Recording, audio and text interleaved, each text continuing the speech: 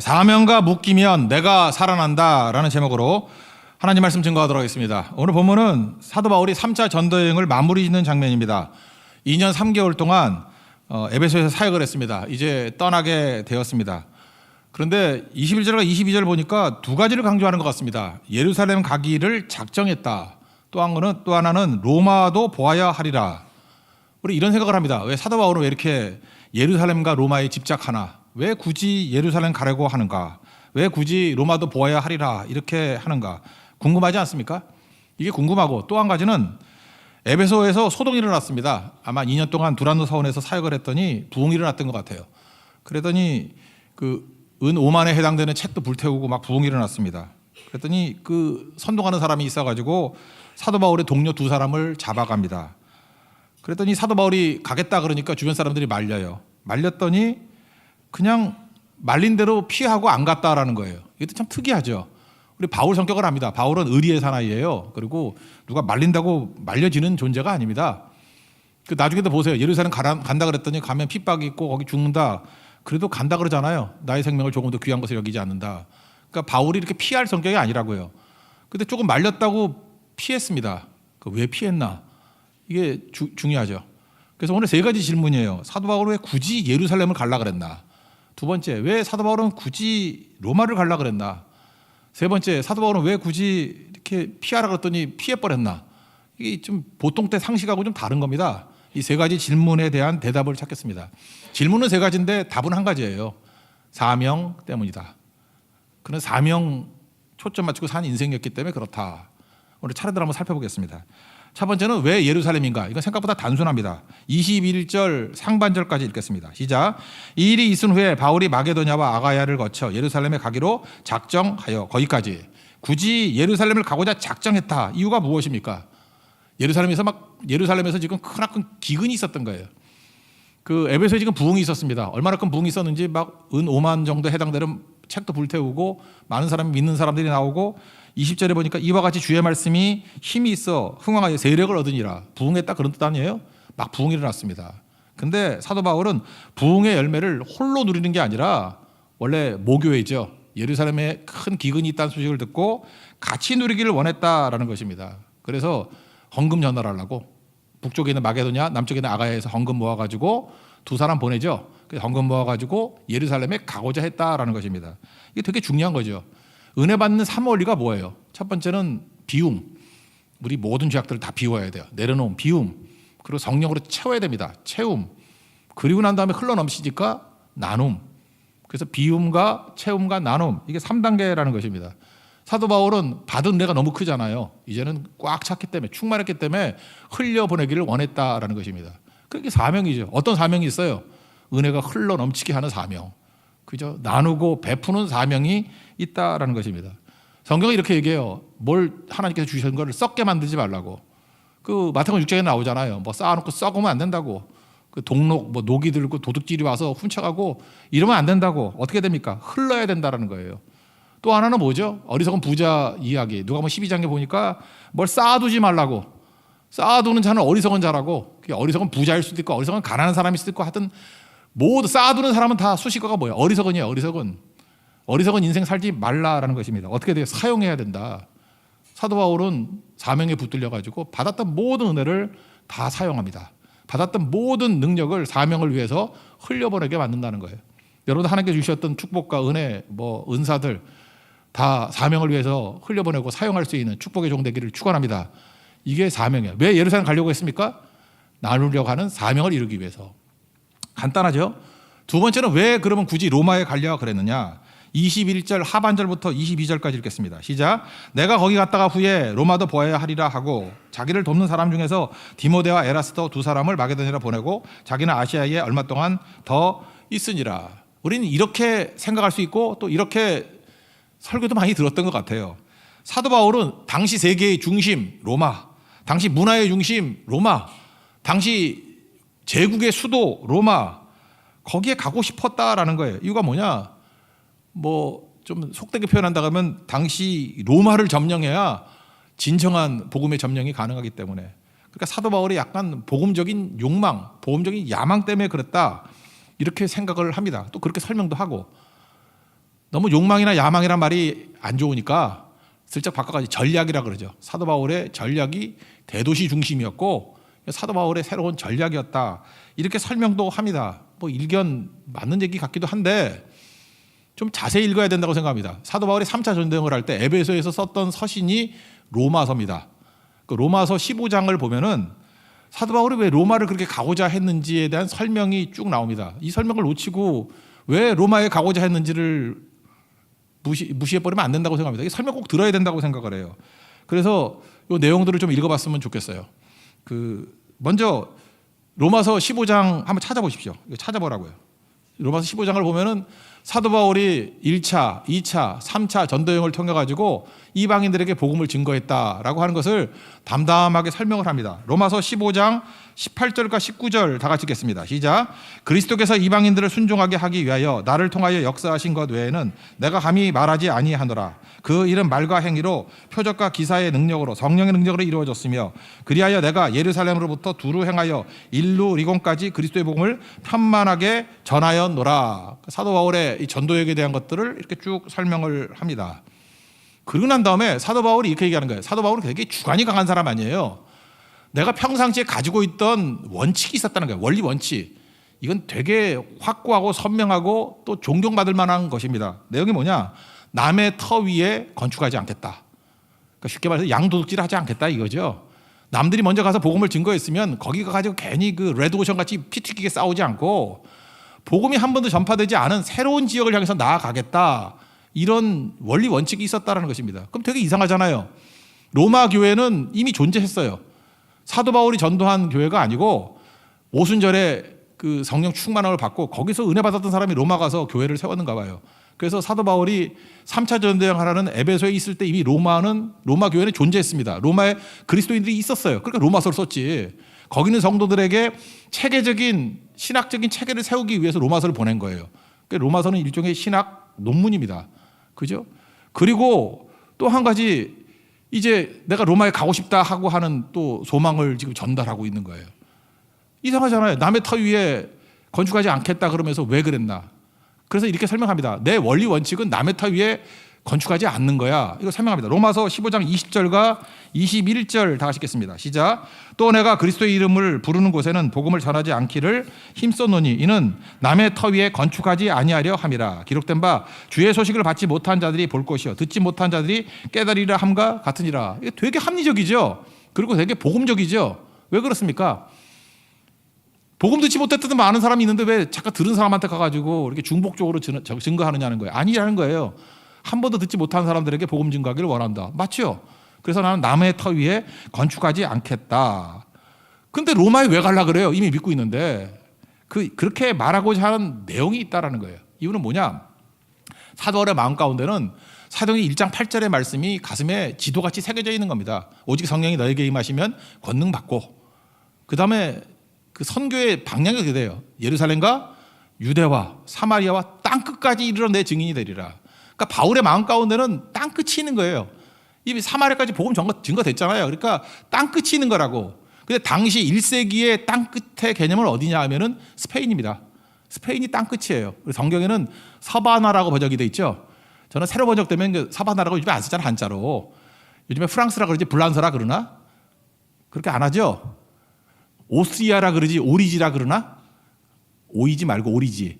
옛날에 그렇게 썼거든요. 서바나라고 말하는 사람이 누가 있어. 그러니까 스페인이거든요. 스페인. 그래서 당시의 땅끝은 어디냐면은 스페인이에요. 스페인까지 가기를 원한다. 사도 바울의 마음은 로마가 있는 게 아니에요. 수도 로마가 있는 게 아니고 스페인이 있는 거라고. 스페인을 가고자 하는데 내가 너희들로부터 이렇게 파송받아서 가기를 원한다는 거예요. 이유가 뭐냐? 너희들과 동역하기를 원한다는 거예요. 이 땅끝 전도를 위해서 로마 교회와 내가 이렇게 하나가 돼서 같이 선교하기를 원한다. 사명을 같이 이루기를 원한다. 그런 소망이 있다라는 것을 피력하고 있다라는 것입니다. 로마서 15장 22절부터 24절까지 읽겠습니다. 시작. 그러므로 또한 내가 너희에게 가려 하던 것이 여러 번 막혔더니 이제는 이 지방이 일할 곳이 없고 또 여러 해 전부터 언제든지 서바나로 갈 때 너희에게 가기를 바라고 있었으니 이는 지나가는 길에 너희를 보고 먼저 너희와 사귐으로 얼마간 기쁨을 가진 후에 너희가 그리로 보내주기를 바람이라. 그러잖아요. 너희들이 나를 파송해 주기를 원한다. 1차, 2차, 3차 전쟁 할 때 파송했던 교회가 어디예요? 안디옥 교회잖아요. 안디옥 교회가 선교사로 파송했던 것과 마찬가지로 내가 땅끝 전도를 할 때는 로마 교회, 니네가 나를 좀 파송해 주기를 원한다. 무슨 얘기예요? 내가 뭐 후원자가 없어서 그런 게 아니라 너희들에게 그런 복을 누리게 하기를 원한다, 그런 거였다고요. 지금 사도 바울이 남의 터 위에 건축하지 않겠다는 자기 원리 원칙을 지금 무너뜨리게 되었습니다. 이유가 뭐냐? 그게 에베소 교회의 경험 때문에 그래요. 원래 사도 바울은 남의 터에 교회를 건축하지 않겠다 그러니까 에베소 사역은 하면 안 되죠. 왜? 에베소는 누가 개척했어요? 아볼로라고. 알렉산드리아 출신의 아볼로가 개척을 한 교회거든요. 그래서 19장 초반에 봤잖아요. 에베소에 가가지고 그냥 둘러만 보고 지나가려고 그랬는데 사람들 보니까 되게 이상한 거예요. 뭐가 이상해. 그래서 물어봤죠. 야, 믿을 때 성령 받았니? 그랬더니 성령이 계심도 듣지 못했다. 깜짝 놀라죠. 그래서 설명하고 난 다음에 안식에서 성령의 세례를 받게 만듭니다. 그래서 12명이 성령 세례를 받잖아요. 그래서 2% 부족했는데 뭔가 부족했던 사람들인데 이 에베소 교회가 충만한 사람들이 변화가 돼요. 그리고 이들에게 성령뿐만 아니라 말씀이 부족하구나. 그래서 두란노 소원에서 2년 동안 이 12명 데리고 말씀을 증거하기 시작해서 날마다 강론했잖아요. 매일 말씀, 매일 성령, 매일 기도. 그랬더니 부흥이 막 일어나기 시작했다는 거예요. 사도 바울이 자기 원칙 깨기를 잘했죠. 남의 터 위에 교회를 건축하지 않겠다. 좋은 거지만 괜히 자기의 그 개똥철학이라는 게 있잖아요. 개똥철학 믿고 나가다가 하나님께서 주시는 풍성함을 놓칠 뻔했다고. 내 생각이 잘못된 거야. 과거에 광야에서 하나님께서 나를 불기둥으로 인도했던 것과 마찬가지로 지금도 성령이 나를 인도해 가시는 거야. 내 원리 원칙이 아무리 좋다 할지라도 버릴 건 버려야 돼. 그러면서 에베소에서 사역을 했습니다. 충만하게. 그랬더니 막 크게 부흥이 일어난 거예요. 그러다가 보니까 로마에도 이미 교회가 있는 것을 알았다고요. 그런데 로마 교회를 관찰해 보니까 왜 로마서를 썼다 그랬어요? 신학적인 좀 체계가 덜 잡힌 것 같아요. 그래서 로마서를 쓴 거예요. 그래서 우리에게도 유익이 있죠. 또 하나는 뭐냐 하면 이들에게 선교 마인드가 없는 거예요. 선교 사명이 없는 거예요. 그래서 로마 교회 너희도 나와 함께 이 선교 사역에 동참하자. 사명에 동참하기를 원한다. 그래서 내가 사바나 선교를 할 때는 니네들과 함께 하기를 원한다. 이 사명에 대한 초대라고요. 그래서 로마 교회가 풍성해진 거죠.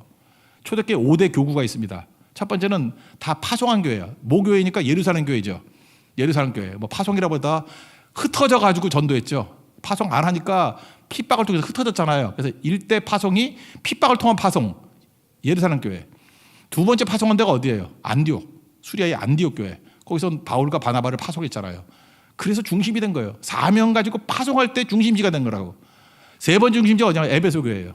에베소 교회에서 사도 바울이 두란노 소원에서 12명을 양성해서 파송했더니 그들이 소아시아 7교회가 된 거 아니에요? 바울이 가지도 못해서 요한계시록에 나오죠. 파송할 때 능력이 되는 거라고. 사도 바울이 이걸 보면서 이제 네 번째 사명을 감당할 교회를 찾는 거예요. 어디? 로마 교회라는 거예요. 너희들이 땅끝 선교를 위해서 파송하는 교회, 사명 다하는 교회가 되기를 원한다. 그래서 그 사명을 감당했던 것 같아요. 그래서 이후에 엄청나게 많은 일들을 감당하는. 그래서 이후에는 로마 교회가 중심이 돼버리잖아요. 그죠? 왜요? 사명에 동참하면 중심이 된다고요. 그리고 또 하나 교회가 어디냐면 알렉산드리아. 교회가 있었는지 모르지만 알렉산드리아가 70인역이라고 성경 번역했죠.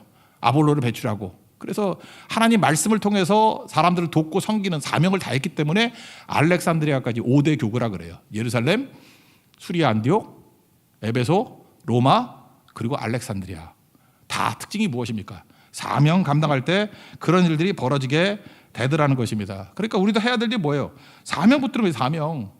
그래서 내가 사바나 갈 때 너희들도 함께 가기를 원한다. 그래서 충만하게 쓰임받기를 원한다. 그게 사도 바울의 마음이었다라는 것입니다. 28절과 29절 읽겠습니다. 시작. 로마서 15장 28절과 29절입니다. 시작. 그러므로 내가 이 일을 마치고 이 열매를 너희에게 확증한 후에 너희에게 들렸다가 사바나로 가리라. 내가 너희에게 나아갈 때 그리스도의 충만한 복을 가지고 갈 줄을 아노라. 여기서 그리스도의 충만한 복이 뭐예요? 선교 사명. 땅끝 선교 사명. 그 사명 붙들면 영광 가운데 거하게 된다라는 것입니다. 그러니까 우리가 해야 될 일이 뭐예요? 하나님 앞에 사명 붙드는 거죠. 사도 바울은 지금 에베소 교회를 통해서 하나 배웠다고요. 남의 터에 건축하지 않겠다. 되게 좋은 원리지만 그 개똥처럼만 믿고 나가다가는 문제가 있다라는 거예요. 그래서 하나님께서 뭘 보여준 거예요? 성령 세례게 만드는 거, 부족한 것을 채우는 역할. 그걸 감당해서 에베소 교회가 정말 건강해졌죠. 그러니까 다른 교회들도 마찬가지라고. 간섭한다는 얘기가 아니라 부족함을 보충하려고 하는 마음을 가졌다는 거예요. 로마 교회 문제가 뭐냐? 신학적인 문제가 있다? 로마서. 저들에게 문제는 선교 사명에 대한 약함이 있다. 그래서 같이 동참하자. 사명을 위해서 나아가자. 그래서 땅끝 선교에 동참하자 그랬다는 거예요. 그랬더니 여러분 역사를 보세요. 로마 교회가 중심이 돼버리잖아요. 여기서 우리 알 수 있는 게 뭐죠? 우리에게 주시는 귀중한 메시지라는 것입니다. 이 땅을 살 때 하나님께 많은 축복받았고 은사받았고 뭐 넉넉하게 다 있죠. 이거 내 욕심 갖고 살고 내 쾌락으로 살면 망합니다. 반드시 그거 헛된 인생이 될 수밖에 없다는 거예요. 이제 우리가 어떻게 살아야 되죠? 하나님께 주신 사명 붙들고 사명에 매진하는 개인, 그럼 그 영혼은 절대 망하지 않아요. 사명 붙들고 나가는 가정, 그러면 그 가정이 어려움과 시련이 있다 할 때 절대 넘어지지 않는다고. 교회도 마찬가지예요. 목회가 뭡니까? 사명과 연계시키는 거예요. 그래서 우리 교회도 연약하잖아요. 부족하잖아요. 근데 사명 붙들고 발버둥 치면은 하나님께서 보호하시고 붙들어 주시고 승리케 해 주신다는 것입니다. 이 내용이 지난 금요철에 때 살폈죠. 사무엘상 29장. 다윗을 보십시오. 다윗이 실수도 많고 허물도 많은 인생이에요. 원래 왕으로 기름 부음 받은 사람이니까 블레셋에 도망치면 안 되잖아요. 10년 동안에 광야 생활하다가 너무 지쳐가지고 블레셋에 도망쳤다고. 그때 하나님께서 성령의 지혜를 가지고 시글락에 머물게 만들었죠. 어영부영중 지났습니다. 그런데 막판에 이제 블레셋과 이스라엘의 전면전이 벌어졌어요. 그게 되게 역사상 되게 중요한 전투인데 아벡 전투라고. 아벡 전투에 다윗과 모든 장군들이 다 동원이 됐습니다. 다윗이 빠져나갈 길이 없어요. 속수무책이 할 수 있는 일이 하나도 없다고. 그때 하나님께서 은혜로 개입해 주시죠. 블레셋 장군들의 마음에 어떤 의심을 심겨져 가지고 야, 그 사울은 천천 다윗은 만만 그랬던 사람과 같이 전투에 나가면 뒤에서 우리를 치면 우리가 어떻게 되냐. 불안해서 안 되겠다. 다윗과는 같이 전투에 못 나가. 그래서 아기스 왕이 마지못해서 다윗을 빼버리죠. 이게 하나님의 은혜죠. 이거 아니었으면 이스라엘의 왕 못 돼요. 동족을 죽인 사람이 어떻게 왕이 될 수 있겠습니까? 절체절명의 위기에서 하나님께서 그를 붙들어 주셨다고요. 이걸 뭐라 그랬어요? 은혜의 개입. 하나님의 은혜의 개입이 있었다고. 그럼 궁금한 게 이거예요. 왜 다윗에게만 이렇게 은혜의 개입이 있냐고. 우리에게도 이렇게 어떤 사람 보면 이게 우리에게도 은혜의 개입이 있는 사람이 있잖아요. 그럼 누구에게 은혜의 개입이 있냐는 거예요. 그래서 은혜의 개입이 있는 조건이 뭐냐? 근데 이걸 어폐가 있다 그랬죠. 이거 모순어법이에요. 은혜는 조건이 있으면 안 되는 거잖아요. 자격 없는 자에게 위로부터 값없이 주는 게 은혜 아니에요. 근데 굳이 설명을 위해서 조건이를 말한다 그러면 다윗에게는 항상 하나님의 은혜가 떠나지 않았다고. 이유는 뭐냐? 그는 사명 붙들었기 때문에 그래요. 자기는 약하고 부족하고 뭐 실수도 하고 뭐 논팽이 짓도 했지만 알잖아요. 다윗이 연약한 인간적인 모습이 있는 거를. 그렇지만 그는 시종일관 하나만은 붙들었어요. 사명만은 붙들었어요. 그죠? 이스라엘이 기름 부분 잘하는 사명. 사명 붙들고 하여튼 부족해도 사명 외치다가 쓰러지고 사명 붙들라 그러다가 넘어지고 하여튼 사명과 자기 자신의 인생이 묶여 있었다고요. 그랬더니 하나님께서 허물은 덮어주시고 연약하면 보충해 주시고 막히면 길을 열어주시고 피할 길이 없을 때는 하나님께서 건져주시고. 이유는 뭐예요? 사명과 묶여 있었기 때문에. 우리도 마찬가지입니다. 여러분 앞뒤 재지 말고 딱 하나만 붙들면 돼요. 뭐 내가 뭘 해야 될지 뭘 어디를 가야 될지 예수 믿는 거 그렇게 복잡한 거 아니에요. 딱 하나 붙들면 돼요. 사명 하나 붙들고 사명에만 생명 거십시오. 나머지 그냥 풀립니다. 다 풀린다는 거예요. 그거를 주님께서 우리에게 보여주고 있다는 것입니다. 왜 로마를 가려고 그랬습니까? 로마 교회와 함께 사명에 묶이기를 원해서. 그게 충만한 복이었다. 이렇게 설명하고 있다는 것입니다. 여러분들 그런 하나님의 충만한 복을 누릴 수 있는 믿음의 종 되기를 축원합니다. 그런 관점에서 이제 마지막 세 번째인데 왜 피했나? 왜 이렇게 핍박오니까 피했나? 그것도 똑같아요. 사명 때문에 그랬다라는 것입니다. 그 내용은 이런 거죠. 막 이렇게 에베소에 부흥이 일어나니까 거기에 데메드리오라는 길드 조합장이 있었어요. 이렇게 우상 만드는 상인 협회장 그런 거 있죠. 조합. 길드라고 하죠. 길드 조합장이 있었다고. 이 사람이 막 선동을 하는 거예요. 왜? 이익의 위기에 처하게 되니까 그의 논리는 이랬습니다. 풍족한 생활이 이 생업으로 가능하지 않냐? 우리가 이 우상 만들어 파는 걸로 우리가 부자 되지 않았느냐? 첫 번째. 근데 사도 바울이 뭐라 그러냐? 사람의 손으로 만든 것은 신이 아니다. 자꾸만 그런다. 그래서 우리 영업에 큰 방해가 되고 있다. 그죠? 그래서 이렇게 먹고 살기 힘들어졌다. 이게 말이 되냐? 그리고 종교적으로 호소합니다. 아담의 신전을 무시하고 그 다음에 아담의 위엄을 떨어뜨리게 만든다. 그래서 그들도 믿는 사람들이니까 무상 믿는 사람들이니까 그런 것들을 막 다그쳐요. 그리고 막 선동을 하기 시작했습니다. 그랬더니 사람들이 분노심이 생겨가지고 소리 지릅니다. 군중심리죠. 크다. 에베소의 사람의 아담이요라고 하면서 사람들이 모였다는 거예요. 근데 여러분들 성경을 보면요, 군중은 별거 아닙니다. 왜? 성경 보니까 태반이나 반쯤은 왜 모였는지도 모른대요. 그리고 2시간 동안 막 떠드는 거예요. 아데미, 아데미, 아데미, 아데미.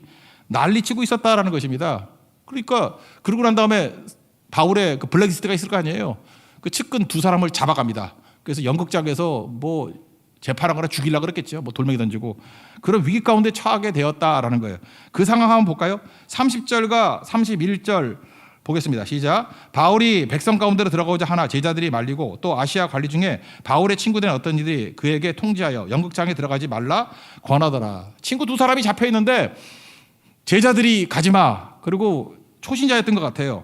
거기서 공무원 출신의 한 사람이 또 가지 말라. 아시아에서 온 관원이 가지 말라. 그랬더니 바울의 원래 성격은 어때요? 의리의 사나이고 죽음이 있다 그래도 막 가는 사람 아니에요. 그게 추진형 돌파형 아니에요. 근데 안 갔다라는 거예요.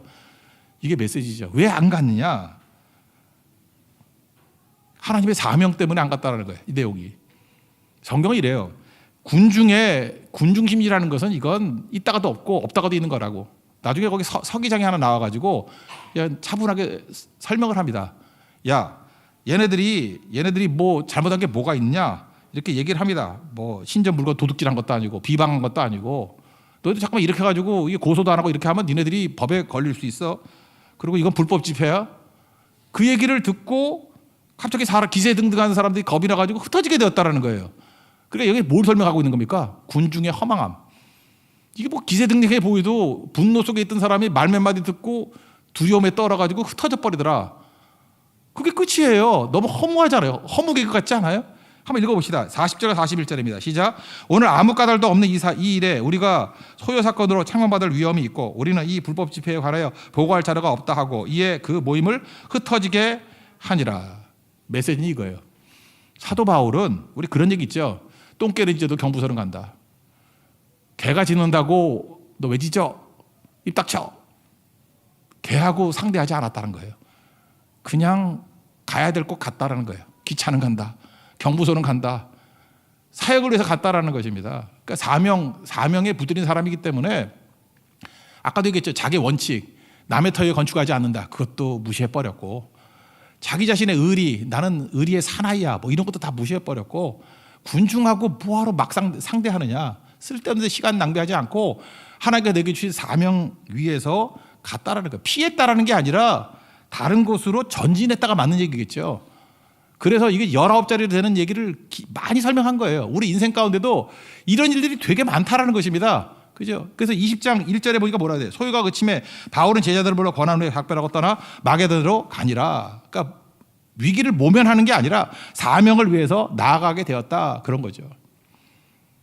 여기서 할 수 있는 게 뭐예요? 우리 인생 살다 보면 아무것도 아닌 일에 이렇게 매달릴 수 있다라는 것입니다.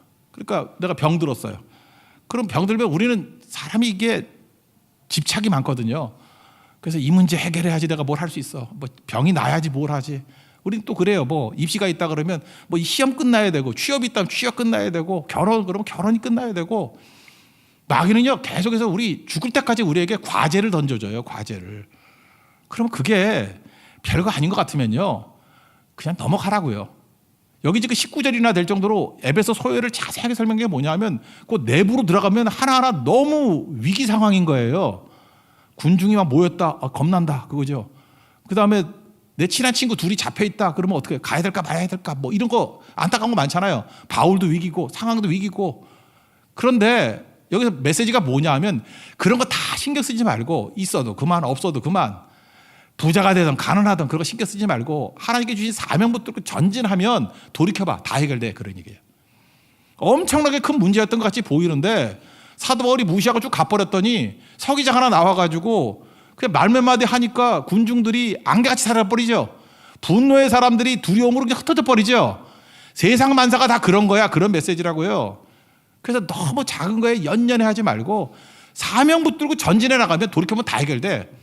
여러분 그런 얘기 많이 듣잖아요. 선교 갔다 와가지고 선교 가기 전에는 뭐 문제가 산더미 같이 있었는데 선교 갔다 왔더니 다 해결됐다. 그런 거 많이 들어보지 않았어요? 그때마다 똑같은 소리 잠깐만 하지 말고 그게 사도행전 19장이야. 그러면 끝이에요. 19장 23절부터 41절까지 스토리가 그 얘기야. 똥개 짖는데 똥개하고 대응하지 말고 경부서는 가라 해요. 그죠? 그럼 해결된다. 사명 붙들면 다 해결되게 될 것이다. 저 11월 달이죠. 뭐 이런 거 있죠. 우리 형제나 자매들. 금년 안에 결혼하게 하옵소서. 결혼. 절대 결혼 못해 그러면. 그냥 사명 붙들고 우리 내년 1월 달에 고성 선교가고 또 대만 선교 이제 시작하거든요. 그냥 그 사명이나 집중해요. 집중하다 보면 옆에 껌같이 붙어 있는 애가 있어. 너네 그리고 결혼이 된다고. 원래 그런 거예요. 그냥 사명 붙들고 쭉 나가다 보면 해결이 되는 거지. 그 한 가지 연연해가지고 그거 풀겠다고 연연하면 염려, 두려움만 가득 차지 아무것도 못하는 인생이 된다라는 거예요. 그래서 이런 불쌍한 인생들에게 주시는 메시지라고요. 너희들 다 그렇게 살지? 야 봐라. 기록을 내가 장황하게 설명해놨어. 하나하나 너무 절박해 보이고 너무 중요해 보이고 너무 긴박해 보이지? 허무하지? 에베소 마지막 사역은 허무하게 끝내버리는 거예요. 야 봐. 세상이 날뛰고 소동하는 것들은 이렇게 허무한 거야. 아무것도 아닌 거야. 바울이 뭘 잘했냐? 허무한 거 신경 쓰지 않고 사명 위해서 전진했어. 사명 붙들고 새로운 출발을 했어. 그랬더니 안개같이 사라지잖아. 그게 사명의 인생입니다. 여기 사명 붙들고 나아가는 인생 되기를 축원합니다. 그러니까 세 가지 질문 아시겠죠? 왜 예루살렘이에요? 축복을 흘려버리는 사명 때문에. 왜 로마예요? 땅끝 전도를, 땅끝 선교를 위한 사명에 동참하게 만들기 위해서. 왜 피했어요? 똥 깨니까. 경부선을 가려고. 나중에 허무한 거죠. 아무것도 아닌 문제 이렇게 허망한 거야. 사명 붙들면 되는 거야. 사명자는 죽지 않습니다. 사명자는 반드시 전진하면 모든 문제가 해결된다는 거예요. 그런 거로 여러분들 이것저것 생각하지 말고 예수 믿는 거 단순한 거라니까요. 하나님께서 내게 주신 사명이 뭔지, 하나님의 부르심이 뭔지, 콜링이 뭔지 그거 붙들고 그거에 매진하면 일단은 생명이 충만해지고요. 능력이 충만해지고요. 내 삶에 있는 모든 염려, 근심, 두려움들은 눈 녹듯이 안개같이 싹 사라져버리게 될 것이고 나중에는 승리와 영광만이 남게 된다는 것입니다. 그 길을 걸어갈 수 있는 하나님의 종 되기를 축원합니다. 자리에서 일어나겠습니다.